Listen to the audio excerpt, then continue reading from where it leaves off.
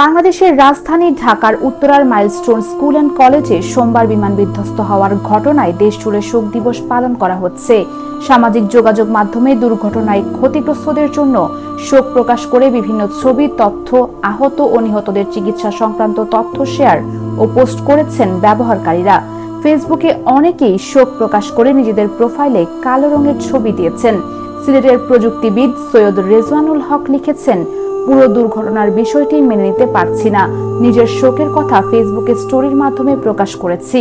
তরুণ পেশাজীবী রুবায়াত রুম্মান লিখেছেন, এই দুর্ঘটনার জন্য কাকে দোষী বলা যায়? ফেসবুক ইনফ্লুয়েন্সার মাসরুর ইনান কিটো ভাই শোকের চিহ্ন প্রকাশ করে নিজের কষ্টের কথা স্টোরি আকারে প্রকাশ করেছেন।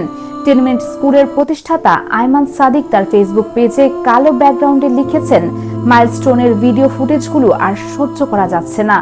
আল্লাহ স্কুলের বাচ্চাগুলো আর তাদের মা বাবাকে নিরাপদে রাখুক। আর এই পোস্টে 41,000-এর বেশি প্রতিক্রিয়া জানিয়েছে অন্য ব্যবহারকারীরা। ফেসবুকে অনেকেই বিভিন্ন ছবি, ভিডিও সহ নিজেদের অভিজ্ঞতা, তথ্য ও সংবাদ প্রকাশ করেছেন। হ্যাশট্যাগ মাইলস্টোন দিয়ে ফেসবুকে প্রায় 50 লাখের বেশি পোস্ট প্রকাশিত হয়েছে। হ্যাশট্যাগ মাইলস্টোন প্লেন ক্রাশ দিয়ে অন্যদের পোস্ট শেয়ারও করেছেন অনেকেই। শুধু তাই নয়, মাইলস্টোন প্লেন ক্রাশ হ্যাশট্যাগ দিয়েও পোস্ট শেয়ার করেছেন লাখখানেক মানুষ। প্রে ফর ঢাকা হ্যাশট্যাগ দিয়েও কয়েকশো ভিডিও ইউটিউবে প্রকাশ করা হয়েছে। এসব ভিডিওতে বিভিন্ন ধরনের মতামত ও শোকবার্তা প্রকাশ করা হয়েছে। গুগল ট্রেন্ডে মাইলস্টোনে বিমান দুর্ঘটনা নিয়ে বিভিন্ন বিষয়ে সার্চ করেছেন অনেকেই। টিকটকে মাইলস্টোন হ্যাশট্যাগ দিয়ে 5 লাখের বেশি ভিডিও প্রকাশ করেছেন ব্যবহারকারীরা।